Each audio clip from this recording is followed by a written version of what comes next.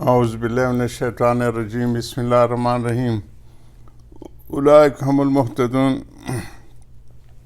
جو صبر والے ہوتے ہیں، شکر والے ہوتے ہیں۔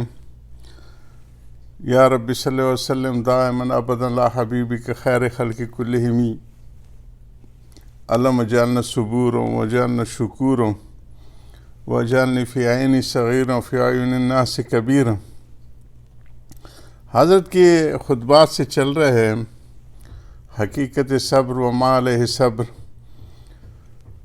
اس میں ذی الحجہ کے آج ہماری 14 ذی الحجہ یہاں کے حساب سے ہے اور ایام تشریق پورے ہو گئے ہیں، تو ہم لوگ اپنے جو شروع کیا ہوا تھا حضرت کے مواعظ کا اس سلسلے کو جاری رکھے ہوئے ہیں۔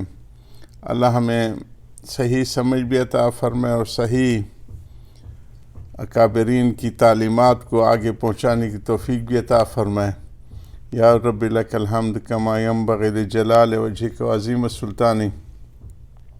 تو حضرت مباحات اور فضولیات کے عنوان پہ ہم لوگ پہنچے تھے کہ مباحات کا لینا شریعت نے وہ اس کا معمور بھی ہے، حکم ہے کہ جو دین کے کاموں میں معین مددگار ہوں اس کو اختیار کیا جائے،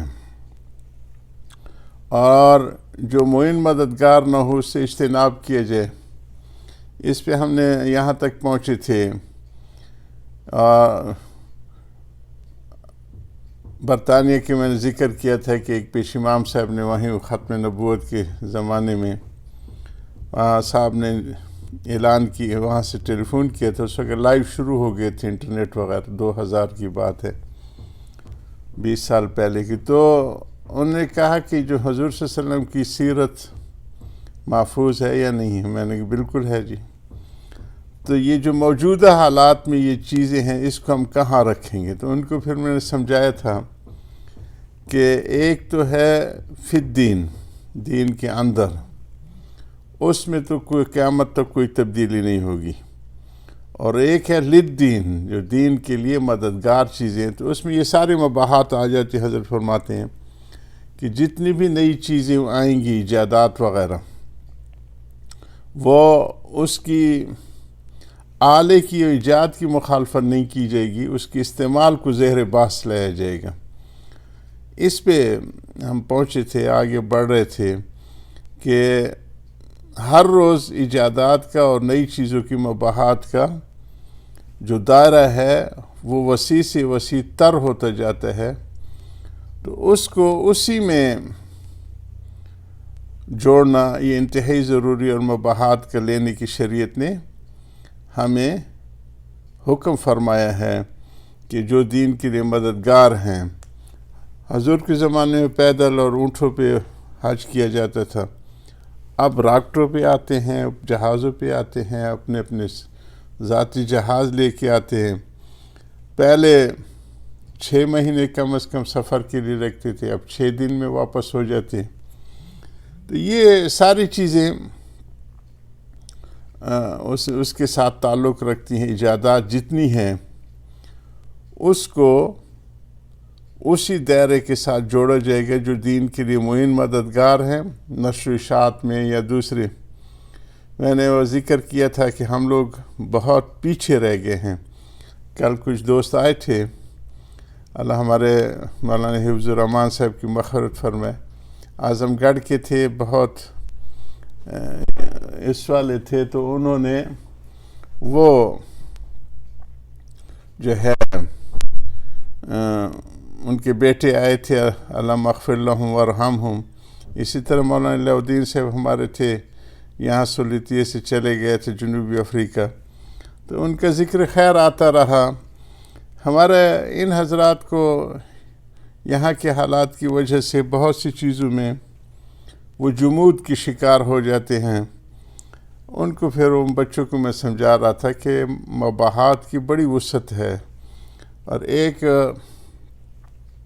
حضرت زکریا بن نوری جو مولانا یوسف بن نوری کے والد سے واسع رحمہ اللہ تھے، ان کی کتاب کو میں نے حوالہ دیا کہ جیسے حضور صلی اللہ علیہ وسلم کی نبوت قیامت تک ان کی تعلیمات اور وہ ارشاد فرما گئے ہیں، رہنمائی فرما گئے ہیں، ساری چیزوں میں رہنمائی فرما گئے ہیں، ہم لوگ کیا ہوتے ہیں کہ چھلکے پہ اٹک جاتے، گودے پہ نظر نہیں جاتی۔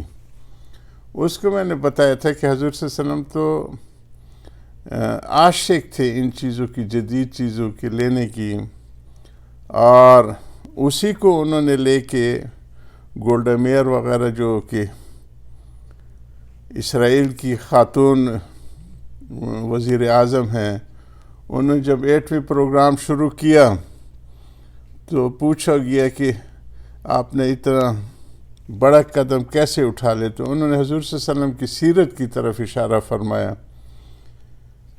کہ وہ ان کے گھر میں آخری وقت میں دیے جلانے کے لیے تیل نہیں تھا، لیکن اس زمانے کی جدید ترین سارا اسلحہ ان کی دیواروں پہ موجود تھا۔ تو اس سے میں نے اندازہ لگایا کہ تیل وغیرہ اتنی زیادہ ضروری نہیں ہے، چیز اور بٹر وغیرہ، جتنا وقت کا جدید ترین اسلحہ ضروری ہے۔ تو جو ہمارے سبق تھے وہ دوسرے لوگ لے اڑے ہیں، ہم لوگ جو ہے چھلکے پہ اٹک جاتے ہیں۔ میں نے ان کو پھر سمجھایا کہ ہم لوگ کو اللہ پاک ہمارے مربین کی درجات بلند فرمائے۔ جب سڑک کا پروجیکٹ شروع کیا تو میں نے اپنے مربین سے پوچھا کہ میں اس کو کسی قرآن و حدیث کی اس سے شروع کرنا چاہتا، تو انہوں نے مجھے بتایا اماطۃ الاذی عن الطریق صدقہ۔ اب ہماری نظر صرف پتھر یا ڈھیلے کو ہٹانے پر تک اٹک جاتی، گو کہ یہ ہے، لیکن کسی نے اگر جیسے لواری ٹاپ کے اوپر کتنے سینکڑوں لوگ شہید ہو جاتے تھے برفانی طوفان میں، 6 مہینے تک کٹا رہتا تھا، تو یہ جو ٹنل بن گئی ہے یا اس طرح ہائی وے بن رہے ہیں، تو یہ اس زمین میں آتا ہے نہیں آتا جی؟ یقیناً آتا ہے جی۔ تو جس نے یہ بنائے ہیں ان کے لیے صدقہ ہے۔ اسی طرح میں نے بتایا کنویں کی تعریف تو آتی ہے کہ کنواں کسی نے بنا لیا صدقہ جاریہ، لیکن اگر کسی نے واٹر سپلائی کی اسکیمیں سارے ملک کے لیے بنا دیں تو کیا یہ صدقہ جاریہ ہوگا یا نہیں ہوگا؟ تو یہ بڑا محدود ہو جاتا ہے کہ اس کو ہمارے بعض لوگ سیکولر نالج کہتے ہیں، بعض انبیاء کے جو ہندسہ کی چیزیں جو ان کی قرآن میں آئی ہیں، کیسے سیکولر نالج اس کو کہہ سکتے ہیں؟ وہ عین دین ہے، واجبات ہیں، فرض کفایہ کی چیزیں ہیں۔ اگر امت میں فرض کفایہ کے سارے جتنے بھی شعبے ان کی مہارت کے لوگ پیدا نہیں کریں گے تو من حیث الامت گناہگار ہوگی جی، سمجھ آئے گی؟ تو یہ ساری چیزیں مباحات جو دین کے کاموں میں معین مددگار ہیں، اس کی طرف ہماری نظر نہیں جاتی۔ ہمارے حضرت کی امت نے تو اس زمانے میں انفاس عیسیٰ میں جو تھا، کئی بار ہم اس کا ذکر کر چکے ہیں کہ میرا جی چاہتا ہے کہ دیوبند والے اور مظاہر علوم والے جو ہے تعزیرات ہند، اس وقت چونکہ مشترک ہندوستان تھا تو یہ لا کی تعلیم کو فرما رہے ہیں جتنے بھی ہیں اس کو، اور ڈاکخانے کی تعلیم کو، اس میں سارے، اس میں سیونگ بینک بھی اس وقت ہوتا تھا، اور دوسرے بھی یہ جو ہمارا سوشل میڈیا وغیرہ آ گیا، یہ سارا اس کو کور کرتا ہے۔ اس کی تعلیم دی جائے، اور صنعت حرفت کی اور ریلوے کی، تو تقریباً جدید حکومت کی جتنی لوازمات ہیں حضرت وہی فرما رہے تھے کہ اس کی تعلیم دی جائے۔